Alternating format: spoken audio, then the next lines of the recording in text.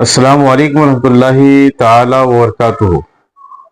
معزز ناظرین و سامعین، امید ہے کہ آپ حضرات خیریت سے ہوں گے۔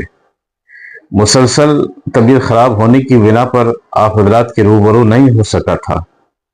اللہ کے فضل و کرم سے آپ لوگوں کی دعاؤں سے آرام ہوا، پھر آپ حضرات کے سامنے حاضر ہوا آیا۔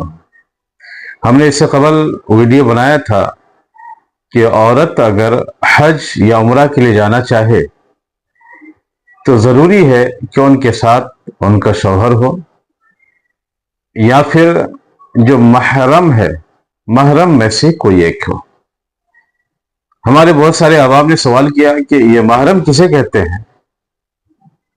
تو محرم کی جو تعریف کی گئی ہے فقہ کی کتابوں میں، تو محرم سے مراد عورت کا وہ قریبی رشتہ دار کہ جن سے شادی کرنا عورت کے لیے ہمیشہ حرام ہو، یعنی کبھی بھی کسی حال میں بھی اس سے شادی کرنا حلال نہ ہو، جائز نہ ہو، تو اسے محرم کہتے ہیں۔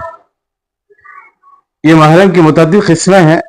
محرم میں ہمارے فقہا نے عام طور پر جو محرم کی تفصیل بیان کی ہے، تو محرم کو 3 طرح کے خانوں میں تقسیم کیا۔ پہلے نمبر پہ نسبی محارم۔ نسبی محارم سے مراد اپنی اولاد، جیسے عورت ہے تو اس کا بیٹا، اولاد کی اولاد یعنی پوتا، نواسا، یہ اپنی اولاد کے تحت داخل ہے۔ دوسرے نمبر پہ ہے اپنے ماں باپ، یعنی باپ ہیں، اسی طرح سے اپنے ماں باپ کے ماں باپ ہیں، یعنی دادا، نانا، یہ عورت کا محرم ہے۔ اسی طرح اپنے ماں باپ کی اولاد، ماں باپ کی اولاد یعنی ماں کی اولاد کا مطلب باپ کی اولاد کا مطلب باپ کی اولاد یعنی بھائی ہیں، تو ماں باپ کی اولاد سے مراد بھائی۔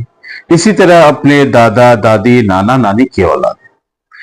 اگر ہم اسے اور آسان زبان میں کہنا چاہیں تو یوں کہہ سکتے ہیں کہ عورت کے محارم میں، یعنی جن سے شادی کرنا عورت کے لیے ہمیشہ حرام ہے، والد یعنی باپ، دادا، نانا، بھائی، چچا، ماموں، بیٹا، پوتا، نواسا، شوہر کا بیٹا، بھتیجا، بھانجا۔ اسی طرح سے داماد اور سسر بھی عورت کے محارم میں ہیں۔ اور محرم کی ایک قسم دودھ کے رشتے کی وجہ سے حرام ہو، یعنی عورت نے، لڑکی نے کسی عورت کا دودھ پیا۔ ویسے فقہاء کرام نے حرمت رضاعت کے ثبوت کے لیے احتیاطاً اس کی مدت 2.5 سال رکھی ہے، یعنی 2.5 سال یا اس سے کم عمر میں کسی بچے نے کسی کا دودھ پی لیا تو اب یہاں بھی حرمت رضاعت ثابت ہو جاتی ہے۔ بہرحال داماد اور سسر کے ساتھ بہو یا پھر ساتھ سفر کر سکتی ہے، یعنی اس کا بیان انشاءاللہ العزیز ہم آگے کریں گے۔ وآخر دعوانا الحمدللہ رب العالمین۔ السلام علیکم ورحمۃ اللہ تعالی وبرکاتہ۔